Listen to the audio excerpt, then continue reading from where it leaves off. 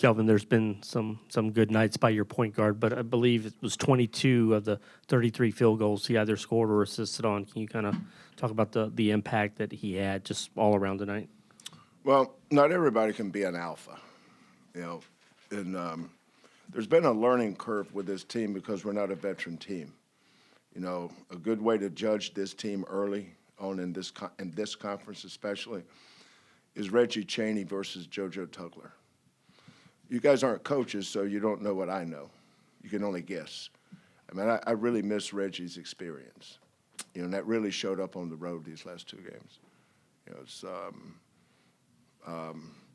those two games really came down to two shots, by the way. Everybody's got like 90,000 things they want to evaluate. It's a simple game. The key to winning on the road is making shots, nothing else. You know, you got to defend, rebound, take care of the ball, sure. But you make shots, that's how teams win on the road. But there's such a learning curve. LJ playing in a brand new system with brand new teammates. Damian playing a completely different role coming off the bench, for instance. We're replacing, like at Virginia last year. We don't win the game at Virginia or maybe even at Oregon without Reggie's contributions and his experience. And one of the things that Reggie was great at was knowing how to flip a screen, for instance. He would watch a kid's feet. And I told him this one time. I always said that the most fundamental thing to learn about screening is go straddle the foot closest to you. And their foot will tell you the angle you need to take. You know, JoJo doesn't process that. He's 18 years old. He'll be 19 next May. Think about it. Reggie was in his 5th year. Reggie did it a couple times, and because he's had 100 and some games under his belt, he knew exactly what I meant. JoJo can't help us on screens right now. Now, this time next year, well, think about him in his 4th year, how good he would be. So, but we're still on a learning curve. And this league is brutal, man. I mean, that was the number 25 team in the nation. And I'm sure people's going to overreact at their place. Like, what happened to you guys? Where'd you struggle on? It's the road in the Big 12. Teams lose. Good teams lose on the road in the Big 12. And the good teams win at home in the Big 12. And we're no different than anybody else. We haven't lost our last game on the road. We'll lose some more games, and we haven't won our last home game. But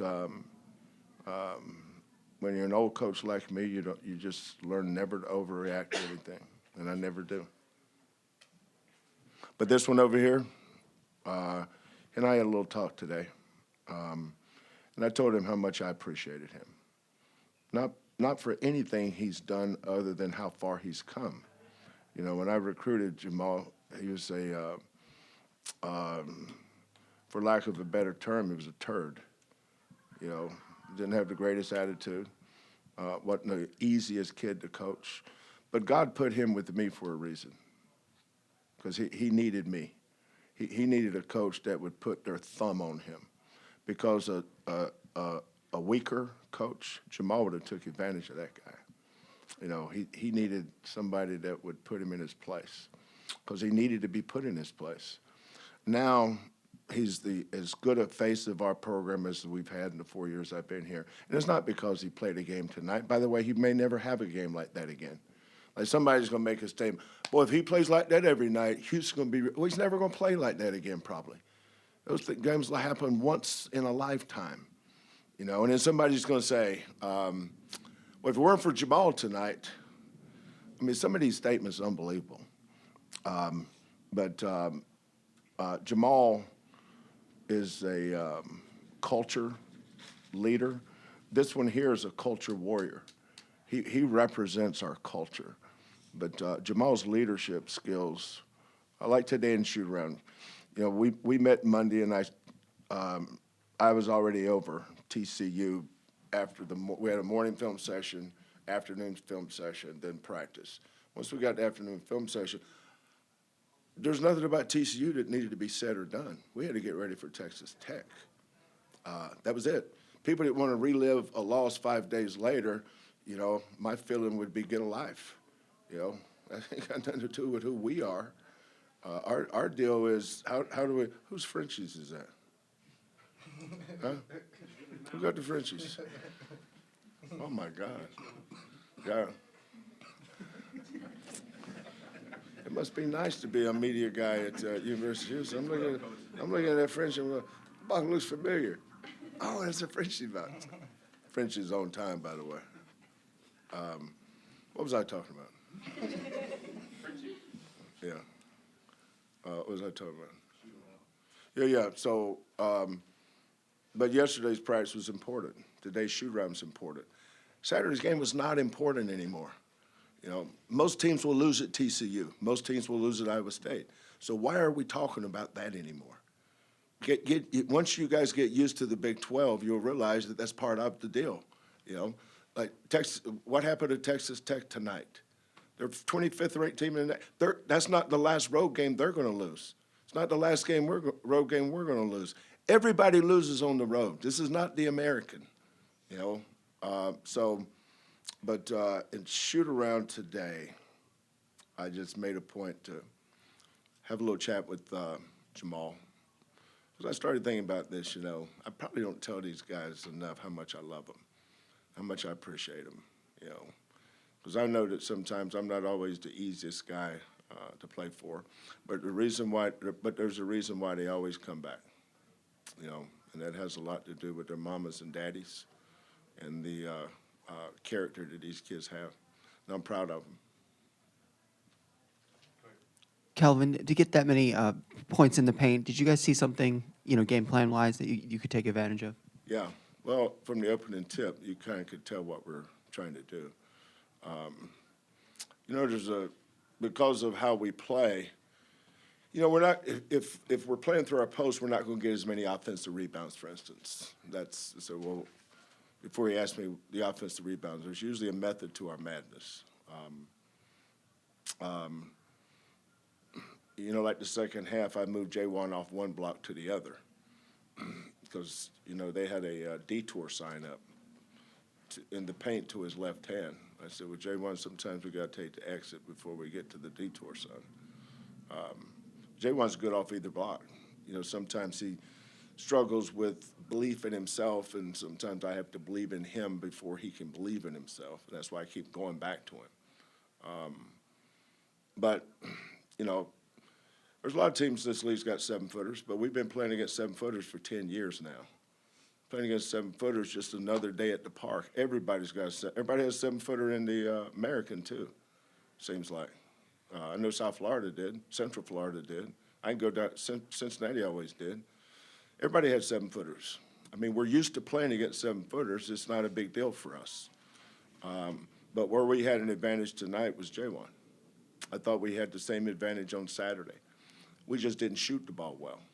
You know, we just could not make a basket to save our life. If you want to win on the road, you got to do everything good. But the most important thing is you got to make baskets because that scoreboard's up there for a reason. It keeps track of points. Jamal, I think 8 minutes in or so, you guys were around 9 points, finished with 77. Just, you know, what was the biggest change that you saw from the team offensively after those opening minutes? Everybody's attitude. You know, the ball didn't go in at first. Nobody put their head down. We started to focus more on just the defensive side and realize shots will fall when they fall. And everybody just had a great attitude about it. And it started with LJ. You know, he hasn't been having the best 2 games, but his attitude today and his defense today, it inspired me. So I think just our attitude towards stuff. Coach, how big were Ramon Walker's minutes in the first half, sort of towards that midway point, Yeah. you know, with as the 4? Well, again, we're on a learning curve here, and I'm learning too. Once you get into Big 12 play, you realize JoJo is, you know, we tried to play him a little bit at the 4 against TCU. That didn't go so well. JoJo can't bounce back and forth yet. You know, when he's a veteran. No, the really good teams in our league do not play freshmen, and there's a reason why. It's hard to win with freshmen on the road. It really is. But I'm on a learning curve too. You know, I mean, we played a really good Texas A&M team. I know how good University of Utah is. I know how tough it is to win at Xavier. I know how good Dayton is. I mean, look at Dayton. I mean, if you want to know how good the teams are that we played, ask me, because I'm the only one that knows. Everybody else is looking at analytics or an opinion of someone that never played or coached. Those teams were really good, by the way, and they're good now too. But in this league, everything's an adjustment, and I think you need some time to adjust to this league, but you don't have it, so you got to do it right now. You know, you said, well, in the future we're going to do that. No. We're doing it now. You better adjust after the game. You better adjust before the next one, and I have to adjust. You know, you don't have time to wait for next year, the next year, the next year. I'm not interested in that. So we said, you know what? JoJo struggles at the 4 because when he gets switched off into a guard, it's not the best matchup for him. But Ramon can do that. And Ramon's a veteran, you know, on a team that won 30, I don't remember how many games, 30-something, beat the Big Ten champion in Illinois, beat the Pac-12 champion in Arizona, and both of them had 7-footers, by the way. Ramon played 20 minutes or more in both of those games. So he's been there. But he's played a different position now. And I love what Ramon brings every day. You know, I talk to these kids about their attitudes. You know, Jamal made a good point about LJ. I love the way LJ played tonight. His defense was incredible. You know, when you talk about our defense, you can't talk about one guy. You know, it's 5 guys. If one guy's playing bad defense, then we're no good at all as a group. If only one guy's playing good defense, we're terrible. If 4 guys are playing really good defense, we're terrible. Our defense is a 5-man deal. 5 guys guard the ball. Somebody might be on it, but whatever action they're running, there's 5 guys that are reacting to that action and then have to react to each other. That's why it takes so long to be really good defensively. But I can't tell you how proud I am of LJ. I said, LJ, don't worry about having to score. Get this defensive thing down. We'll figure out how to win. You know, we don't need you to score 20 to win. That's not the deal here. You know, I've never had anybody average 20. I don't even know what did Marcus average last year? 16? 16 or 17. What did Jarris average? 10 or 11. He's the 8th pick in the draft, by the way. But you know, we lost Jarris, 8th pick. Marcus, 25th pick. Tremont, who's Arkansas's best player. Reggie Chaney, and we lost Terrence Arsenault.